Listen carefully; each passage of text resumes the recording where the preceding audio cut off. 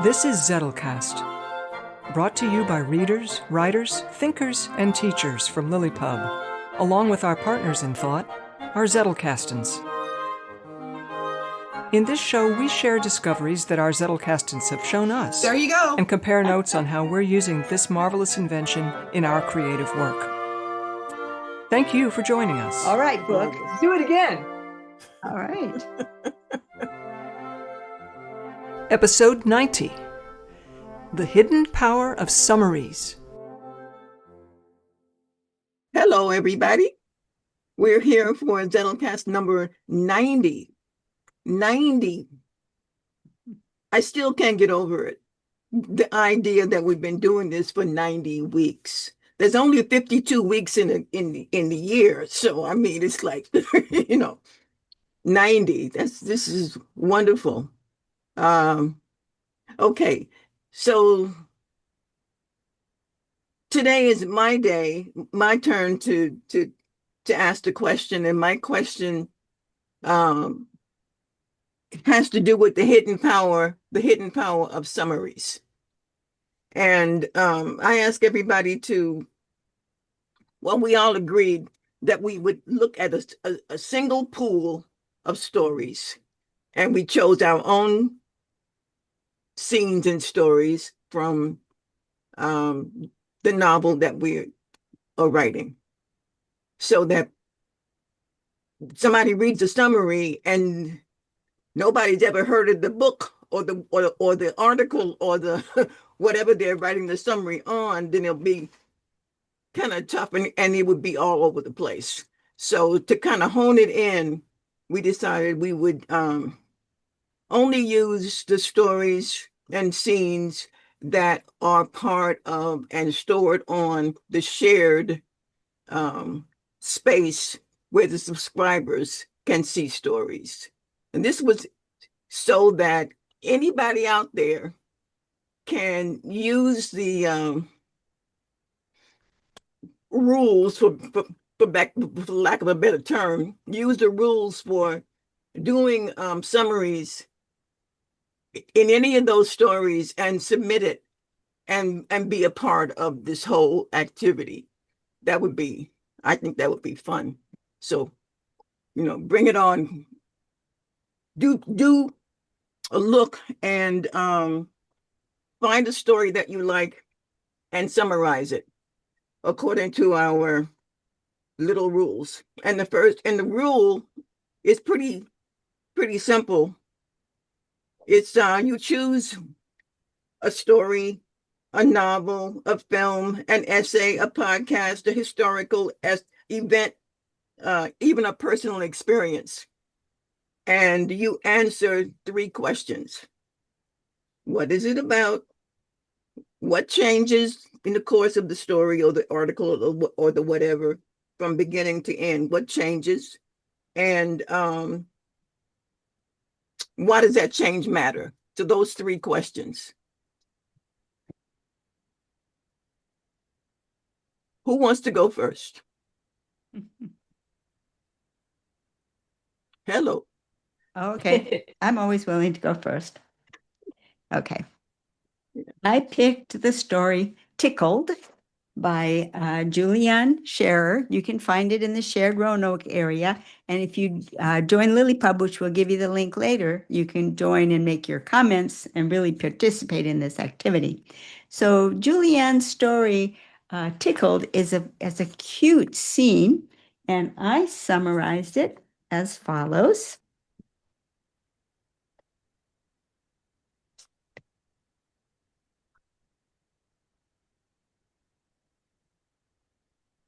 Tickled is about a moment at a gathering of a large number of friends at the point in the event where the main activity has receded and the participants have gathered into small groups for conversation while the, quotes, kids, age not being a factor, have broken into self-directed playgroups.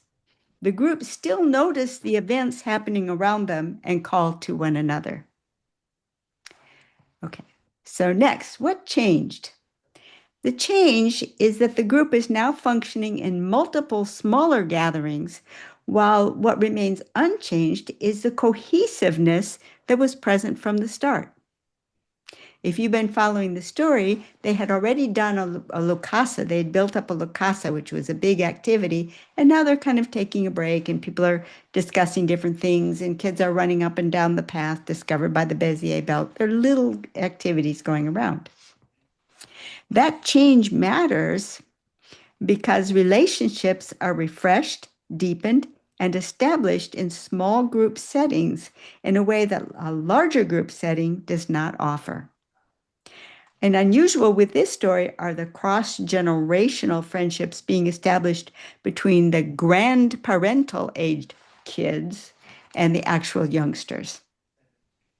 And why I think this was really interesting from the standpoint of writing, which is a lot of what we're about here, is how do you write a novel with the assistance of your Zettelcast? And not to forget the whole point of the Zettelcast is that the multiple conversations and the casual atmosphere make it easy to convey a great deal of story information without it feeling like an info dump.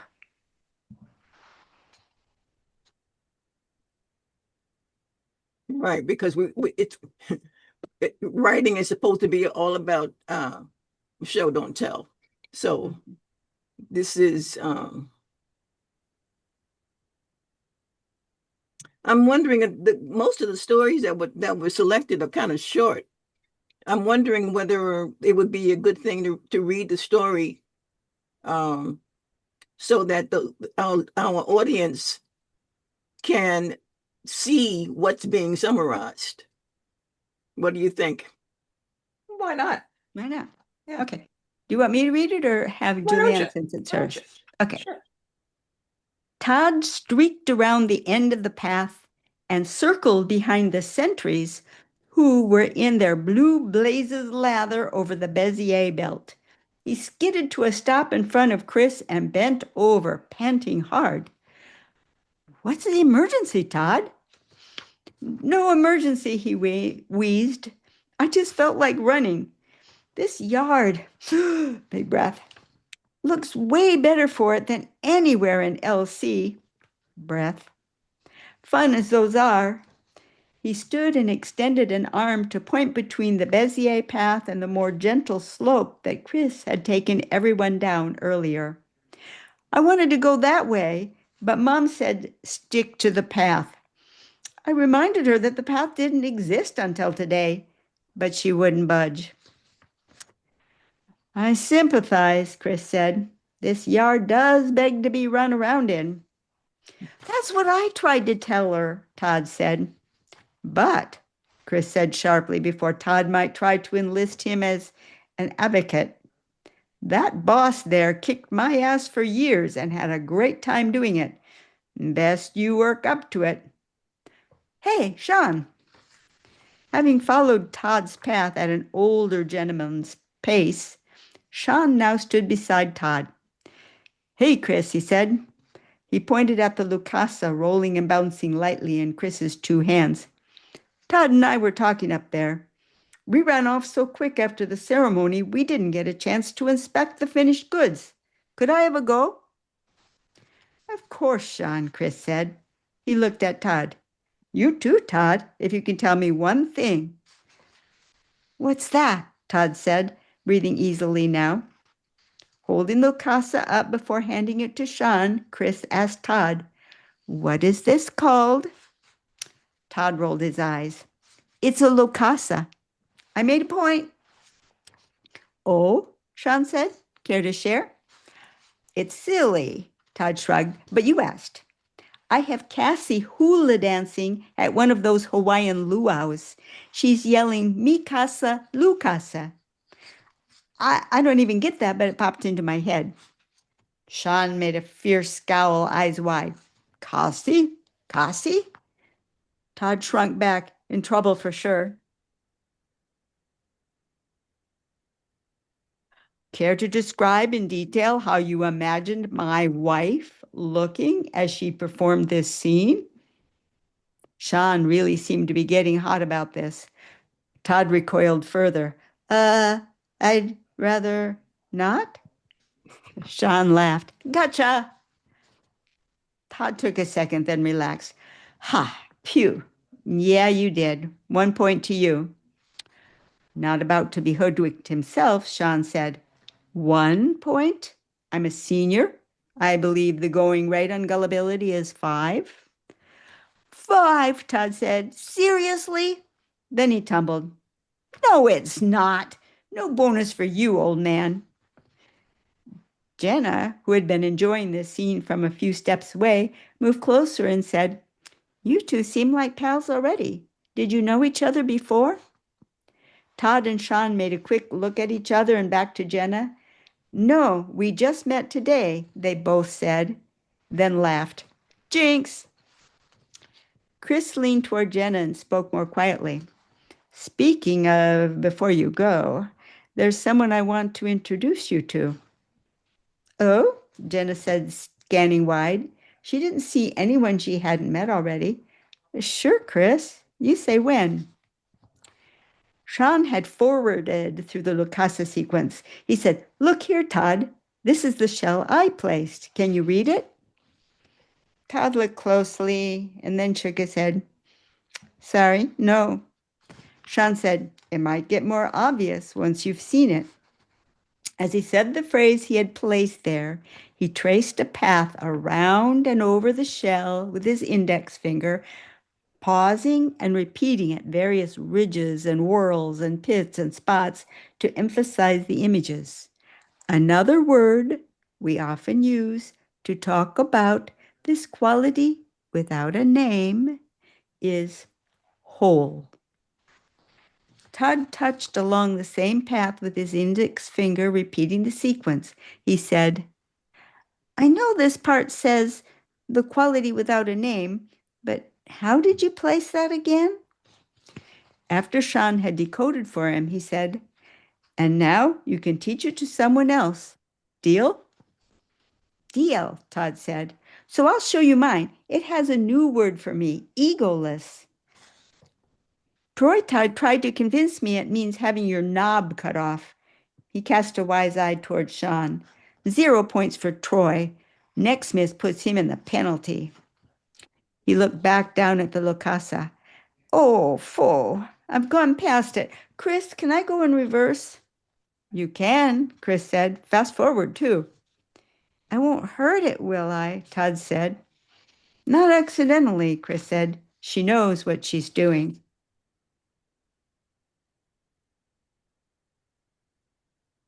You mean the queen? The queen. Todd turned 180 to face the majestic tree. As he lifted his head up and back to take in the highest branches, he raised a hand to shield his eyes from the bright sun. He closed his eyes, lowered his hand, and bowed deeply from the waist. Chris, Flo called, eyes riveted on the path. Will these lights go out when we don't have children hopping all over them? From the Lucasa in Todd's hands, a mighty filled the air. Legend, he shouted, laughing. Toddy, careful, Brenda and Howie shouted from opposite ends of the yard. Chris gave 2 big thumbs up. All fun, folks, he laughed. It loves making noise. Margie said, That wasn't noise, Chris. That was percussion. Imagine that in a symphony, Dylan added. Right, Marge said. Chris, Flo said. Sorry, Ma. Like we said earlier, what we're seeing out of this Bezier belt is well beyond what Jenna and I learned about in scene design.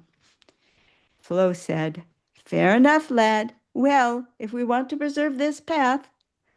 Monty added his voice, And we do. Right, Flo continued. I, for one, will never find it again. We need to mark it.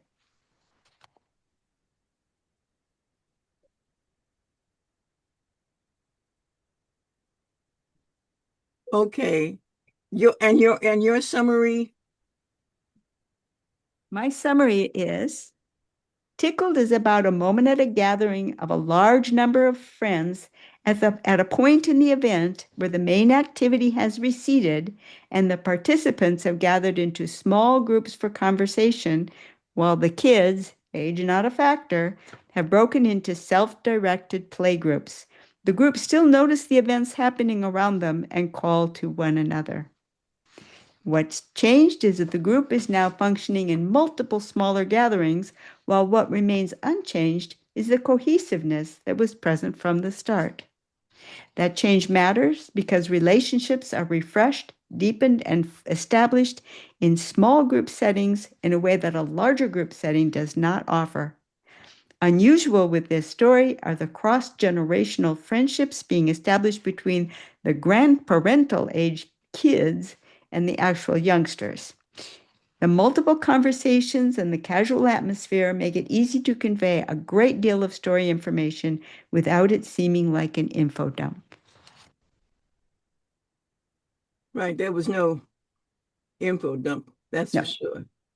And you asked as a starter for us to think about before we wrote our summaries. You wanted us to think about if everything else were stripped away, what would you want this summary to preserve? Mm-hmm. And for me, it was the sense of cordial community. So you visualize in your mind an outdoor activity where people are kind of roaming around talking to each other. Yeah, Right. they had a big gathering where everyone participated in creating a La Casa, and Mhm. now it's kind of a break. A break in the action. Some are examining the Bezier belt, some are running up and down the new trail. The kids and the grandparental age people are playing like the grandparents were kids again, but playing not just with their own grandparents, but with other people in that age group and making new friends. And when something comes up, the others are kind of keeping an eye out for what's going on in the other small groups, and they're piping in on the conversation. And the parents are still watching the behavior of the kid. What is that Todd doing? Is he ruining the La Casa? What's that noise? So it's just like they're still cohesive, even though they're communicating in smaller groups now. So the one of the questions that I wanted underlying everything is the idea of, once you read a summary, does the summary inspire you to want to read the original? I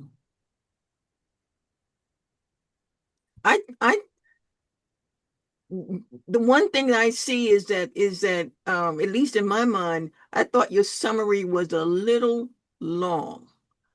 I I I don't know.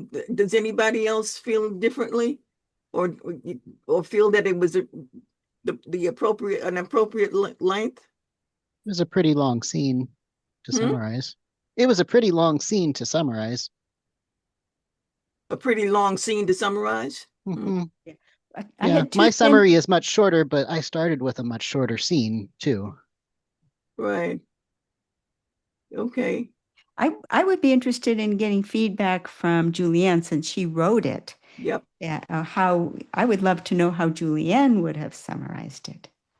Mm. Well, I think that the way I would have summarized it would belie a little bit more foreknowledge of some of the things that you haven't brought out, right? So the you don't talk about the content of any of these conversations. Okay. And the import of the content hasn't itself been established so much.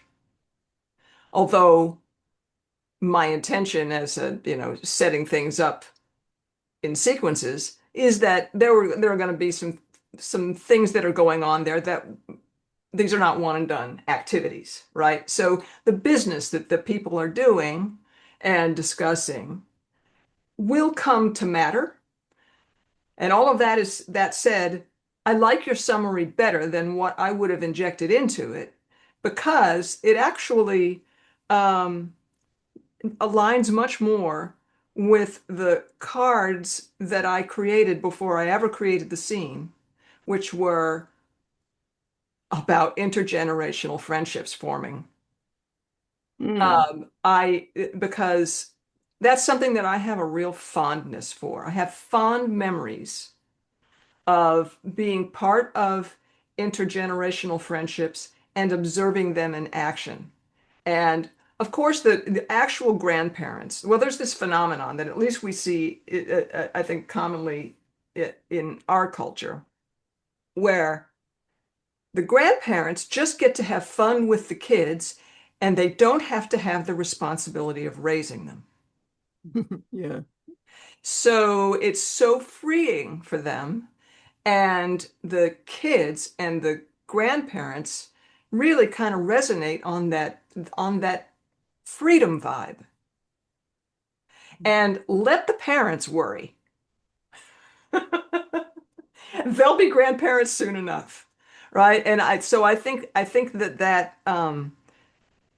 that's something that I really appreciated. And growing up, I got a chance to be around a lot of people who were older than I am and to interact with them kind of as peers because I played golf and I was like the only kid at the place who played golf at the level that I played. And so I got to play with adults. Mm. Nice. And to me, that was just a great learning experience, just to learn how to have normal conversations with adults. It served me through my whole academic career for sure, because I wasn't intimidated by teachers the way a lot of my peers seem to be. It's like, how can you have a real conversation with that dude? You know? Well, it's just a dude. So anyway, that that is something that I definitely wanted to establish, and I'm glad that that came through. And if the notion of all the other, the business that's going on, isn't the prominent thing in someone's mind, that's fine. I'd rather it be this human thing. Mhm. Well, it was, but it was too multiple because already my summary has been, is possibly too long.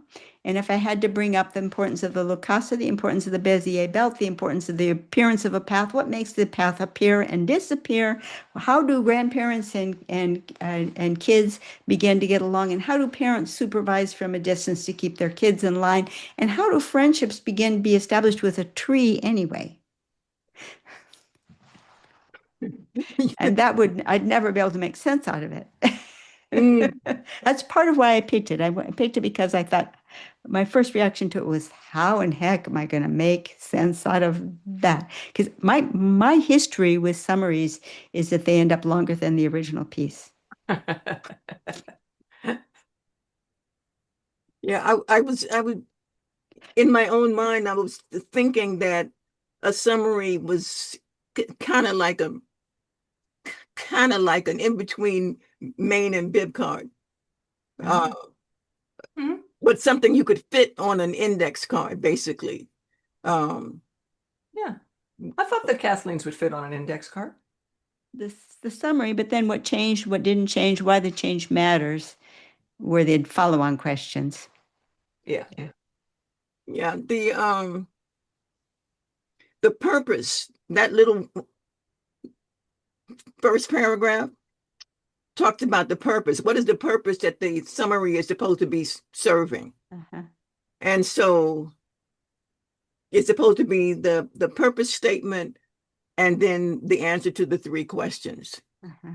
Um, so friendship, intergenerational friendship. I have good memories of that too. That's the reason this business of everybody living in 2.1 children and two parents living in a house by themselves, all these little pockets versus people in the village and everybody knowing everybody and interacting with everybody, and it takes a village to raise a child.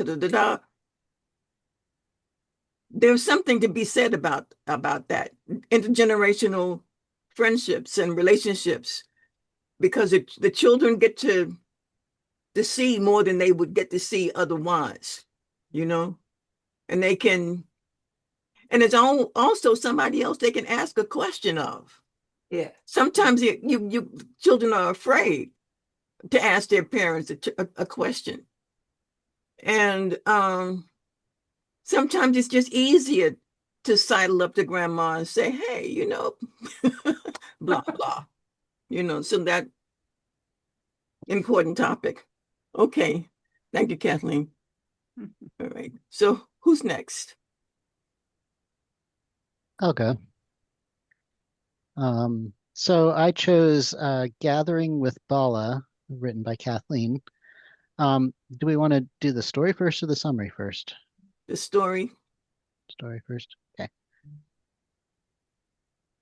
So we can see With how you right.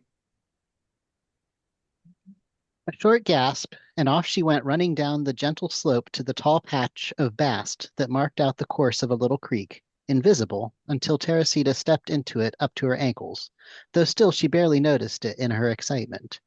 Beautiful bast! She offered it to Bala in her most fervent thou. Then, watching Bala's recording in the link for guidance and viewing the strands present before her, she stroked the grassy plants from their base upwards. Several strands separated themselves from their brethren and allowed Teresita to gather them. She continued in a long upward stroke until they were fully separated from the still growing portion.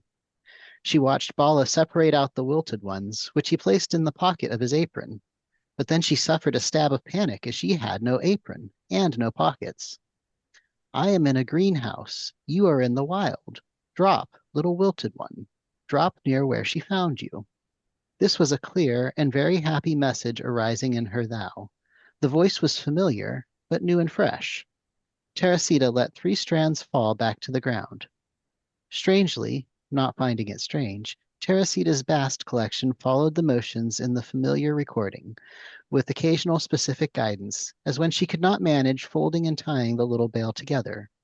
Like this, so you can pull the strands out one by one without disturbing the others. That instruction got a warm thank you back from Teresita as she headed back up the hill to her cozy spot at the base of Jinx.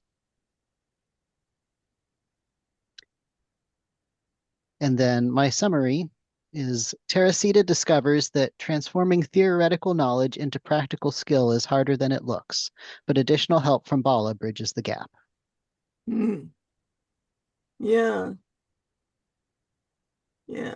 I think about summaries as a almost a mnemonic device, Mhm. Because if you have a 15 chapter book and you summarize each chapter, and particularly if you summarize the chapter and then summarize the summary into a single sentence, you end up with 15 sentences. They're like your taglines, Kathleen, and so you only have 15 things to remember as opposed to that whole book. But if you access those 15 things, the rest of it comes back to you. So, I just think summaries are the coolest things. Anyhow. Okay. All right. So, then so Julianne, did you want to? Well, do we want to hear Kathleen's response Yeah. to the I'm summary? sorry. I just loved your summary, Mel. I think you did a really great job of it, especially the converting the what you learned in an instruction to actually performing it. What Teresita doesn't realize at this stage, she won't realize it till after the second visit to the build, that she comes to realize that there's a difference between the video and the instructions, because working at the base of Jinx, she both observes the video. She hasn't turned off her link. She didn't realize they were supposed to, so she didn't. So she's watching the videos over and over again. But next to Jinx, she can also hear the real live Bala, and Bala can see her and can connect with her and see what she's doing to give her instructions that are so to the point and to the moment, she doesn't distinguish it from the recording. right away. And it isn't until later, when she's trying to make her second Bezier belt totally on her own, back in her own home, in her own cozy spot, that she realizes that difference between the instruction and the doing, and she deeply misses those pointed instructions that would help. So you really captured, you not only did your summary capture the event, but it set us up for what I want to show later. So it was precise. Good. Okay. Okay.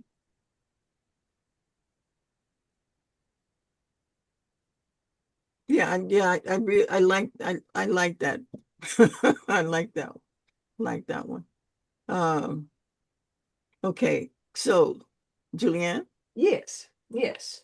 So the story that I am going to summarize with probably too many sentences is Javi Meets the Henge by Mel.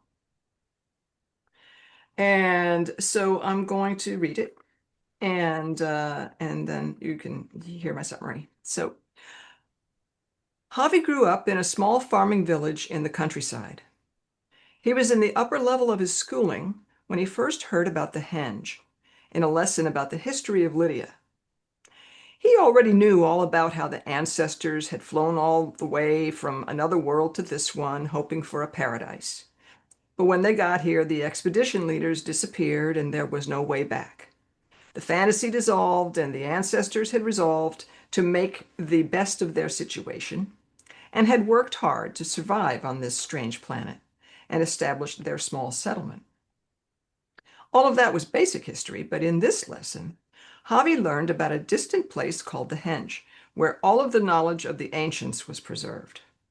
He was filled with the burning desire to find this place and learn its secrets. Surely the directions were wrong. The girl had been so startled when Javi talked to her that she didn't speak at all for several moments, but it seemed like she was trying to communicate something. He repeated his question, "Where can I find the henge?"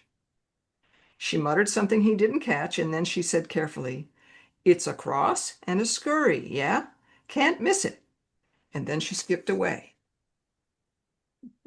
"Across from what?" Javi yelled after her, but she was already gone.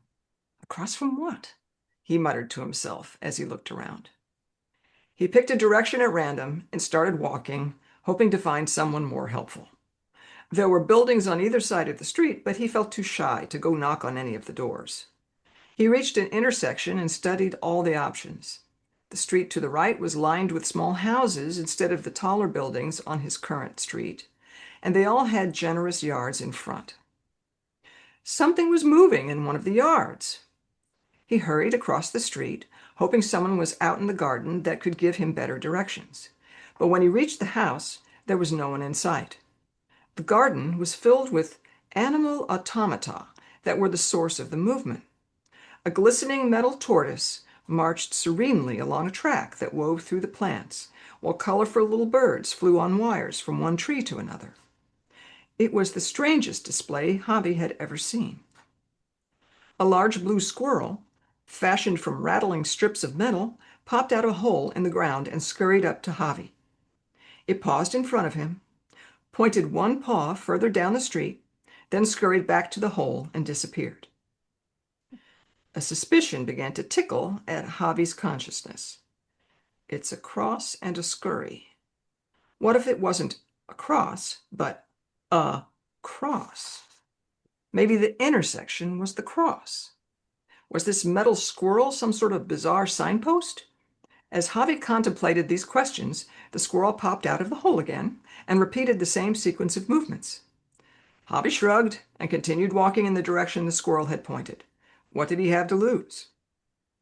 The houses petered out quickly, and the road passed through a field of waving grass before ending at a hillside. Projecting from the hillside was an assortment of towers at angles that looked incredibly unstable. Surely this couldn't be the henge, the repository of all the knowledge of the ancients? Yeah. Yeah. Good story.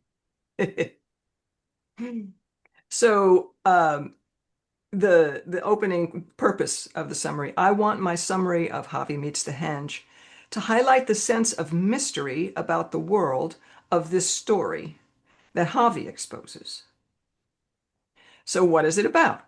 A young man arrives in LC with a burning interest to learn a secrets held in the henge. He experiences culture shock in his first encounter with people and the playful aesthetic of the town. What changed? The man reaches his destination, but with basic expectations challenged at every turn. And why does that change matter? Javi's understanding of both the past and the present don't align with those of people in LC. Right, which makes you want to ask, well, how do the people in LC think about it? Yeah, I think we probably will have already seen a different story about how they all got there and what happened, and it's slightly different in material ways. Mm-hmm. And so, a reader is I hope going to be going, wait, what? Just a little bit of a wait, what? Right. Causing what? The page to turn. Most of it, that's the thing. Yeah, that's the thing. I that in my mind that would fit on a card. All right. Yay. You know, I don't know.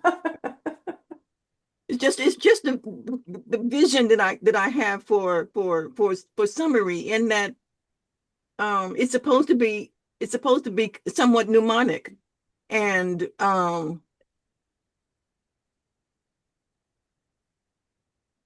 I absolutely think it's adjacent to Kathleen's taglines, you know.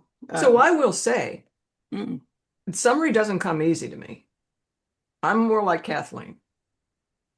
I have to pare it down and pare it down and pare it down. And back when I was working in the corporate environment where, once everybody got BlackBerries, they wanted the gist to be in the subject. Oh, in the subject. And if it was really interesting, in the first paragraph, which better all fit on one screen of a BlackBerry.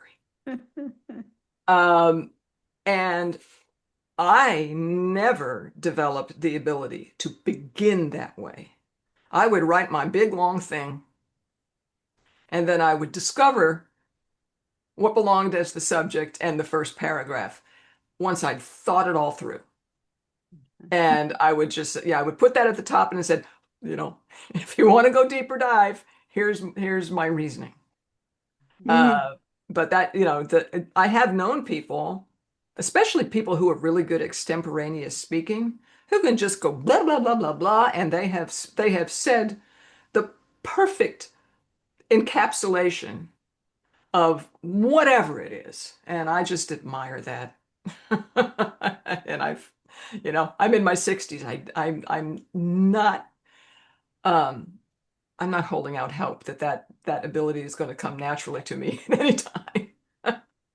Well, it certainly doesn't come naturally to me.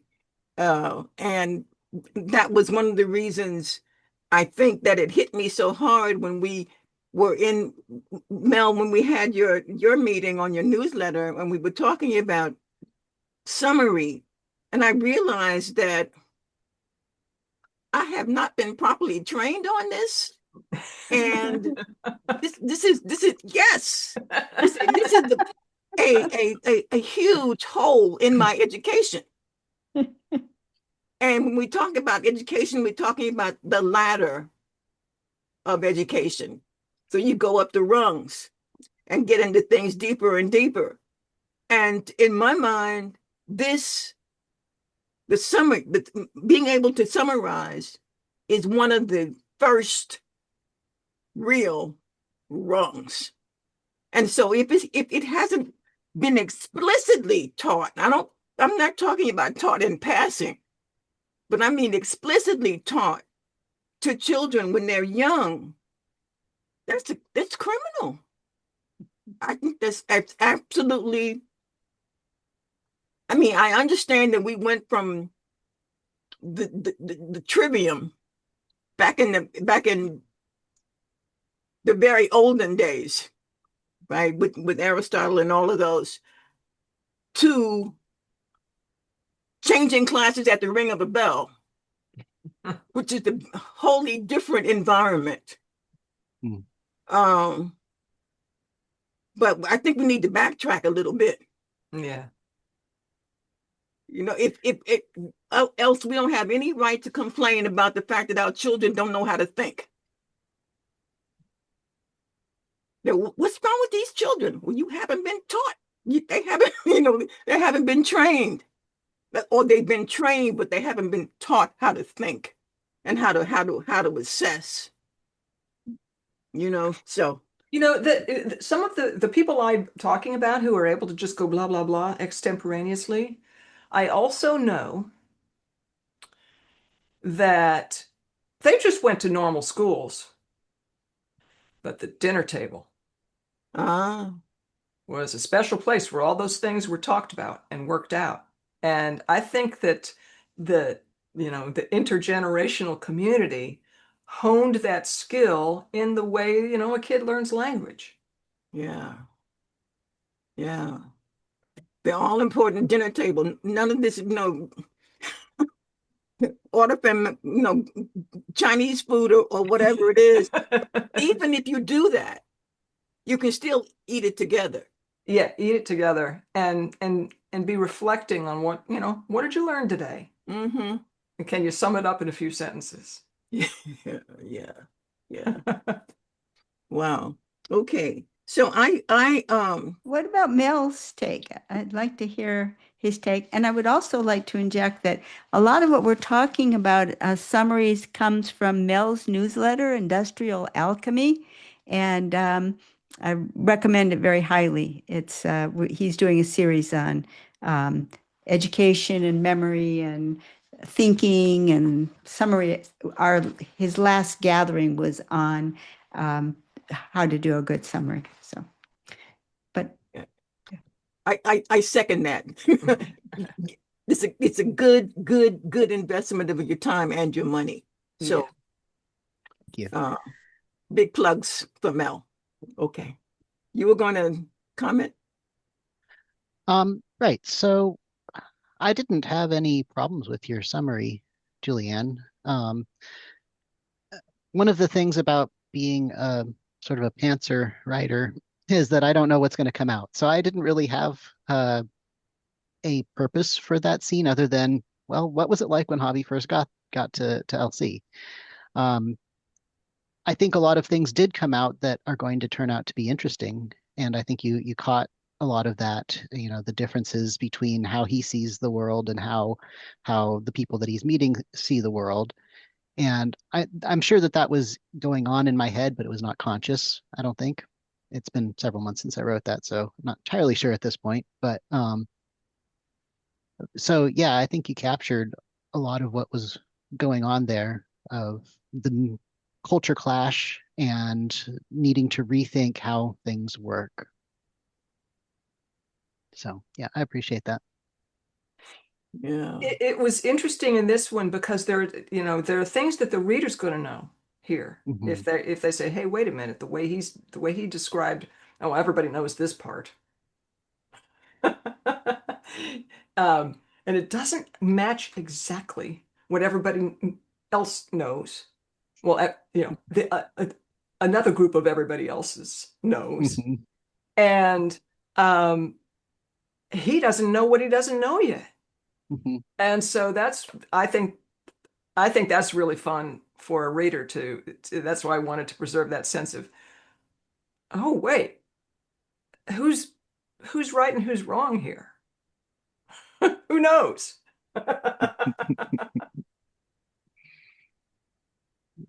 Yeah.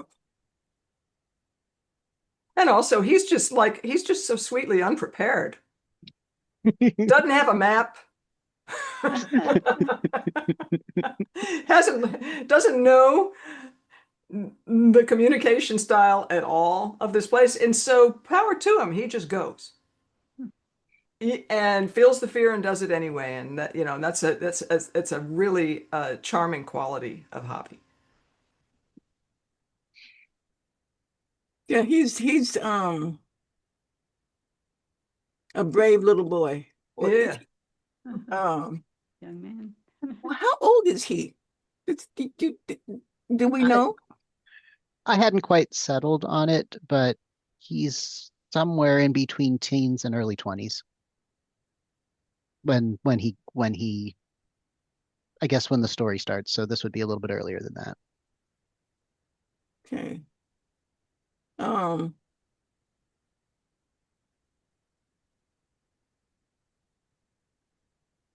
Yeah, I figured he's old enough to have left home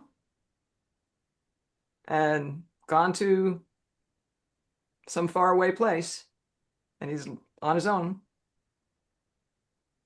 Yeah, and he comes from a kind of a self-sufficient farming type community, so old enough to leave home is going to be younger for them than in a more urban situation.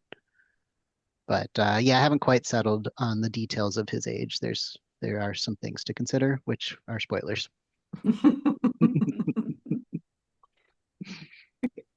um, as a kind of a little bit of a contrast, I summarized that same story.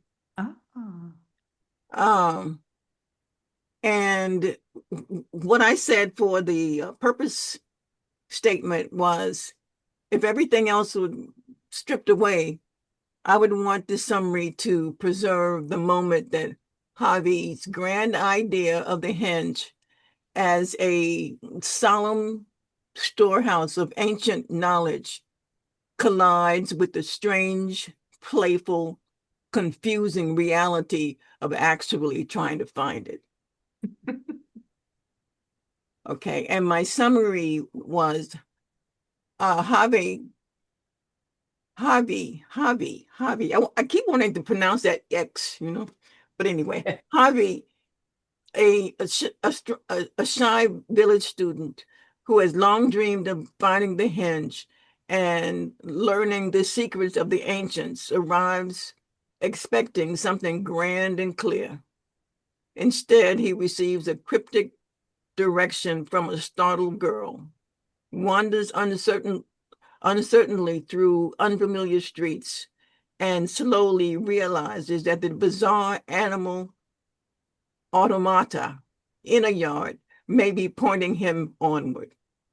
Following the metal squirrel's scurry, he reaches a hillside of unstable-looking towers and is forced to wonder whether this odd, impossible-looking place could really be the legendary henge. That's the summary. And so the three questions: what is it about? Javi's first attempt to find the henge after growing up with a mythic idea of what it must be. What changed? The henge changes from a distant, solemn dream into a strange, physical, playful place that Javi can actually reach, but does not yet understand. And why does this change matter? Because Javi's search for ancient knowledge begins with confusion, humility, and willingness to follow signs he barely understands. So unlike what he thought before.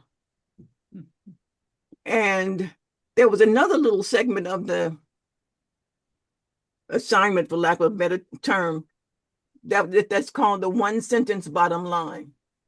And it's supposed to be a squish of the squish, right? A one sentence summarization or compression of the summary.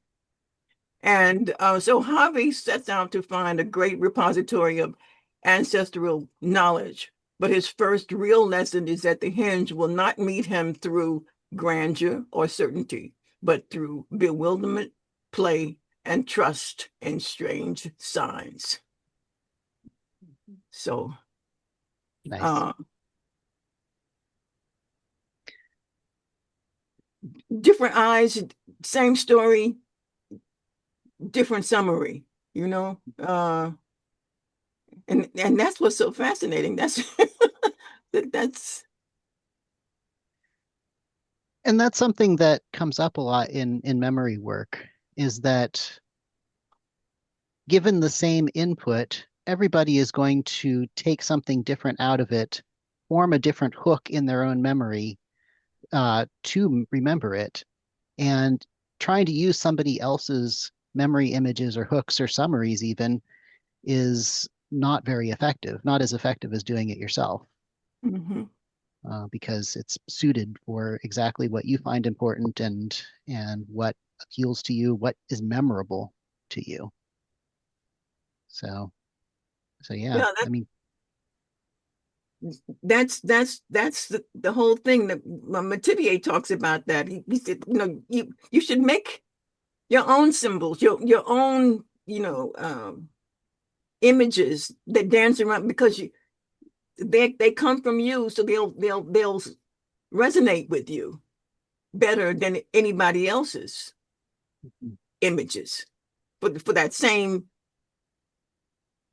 thing, whatever it is, so We actually see a concrete example of that in the Tickled, because we see Todd remembering Mi Casa is Lucasa, and then pairing it with a Hawaiian hula dancer. That is not an accurate pairing of a Spanish phrase that might Mi Casa es Su Casa, but it popped into his head, and he's the one who wanted to remember, and it works for him. right, So that's exactly what Mel just said. right. The idea of rhythm, Yeah. rhyme is a very critical technique for memory aids. So, I mean, the whole thing is casa. So, yeah, And that's then he had Cassie dancing, so that's another hook. Because A Cassie is, grandmotherly age lady. yeah, yeah.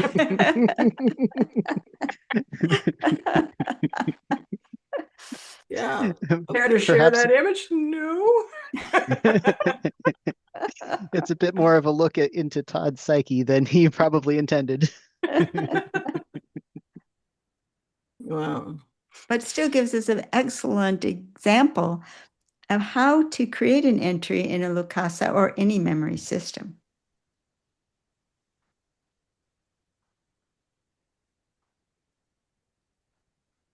Yeah. And with uh you know, we've always been able to, go buy in the Cliff Notes and get a canned summary. And now anybody can do that at any moment with the AI, summarize this. Okay, that gets you a summary, but it doesn't give you the brain workout that when you create your own summary that is perfectly matched to you and you've done the work to get there so it's more memorable. You just read somebody else's summary, it's not memorable. Not unless you do the work to make it memorable, in which case you may as well have just done the work in the begin with. Yeah. Mm. It's said that the brain doesn't like easy. It likes hard and different. And if you give it something hard and different, it's it. Oh, I got something to chew on. Mhm. But if you just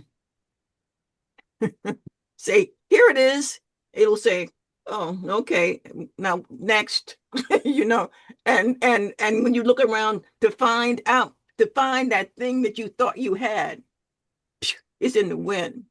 It's nowhere. Um, so that you pray that it's not on the exam, you know? Right. So, okay. We're at the top of the hour.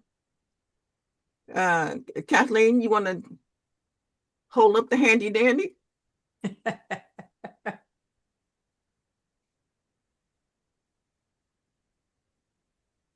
If you would like to join us in the Roanoke Project, come on over to LiLLiPub.org. It's where we hang out when we're not in YouTube land. We have a lot of fun over there. There's the Roanoke Project where you can comment. You can get a link to all of the shared stories. You can add your comments, your own summaries. And we have a whole lot of fun. There's lots of activities. Victoria leads Fusion Writing Group. Mel's group meets over there. It's a vibrant community that's continuing to grow with new leaders coming in all the time. Watch for Deb's contribution soon as well. So see you over in LiLLiPub.org. Still only $8 a month, unbelievably. Your chance to lock in that incredible value for life. Oh, you froze for a second. Okay. You froze for a second. Yes. Yeah. Good to see you back. Okay. Yeah. Okay. Well, this is has been great. I'm still obsessed with summarization, and I will be doing more work on this, on my, pardon me, on myself, you know. So anybody who has any questions, I'm not saying address them to me, but please do make a comment on in YouTube land, Yeah. please let us know what you're thinking if you have any questions at all. Yeah. Okay. All right. So See you next week. bye, y'all.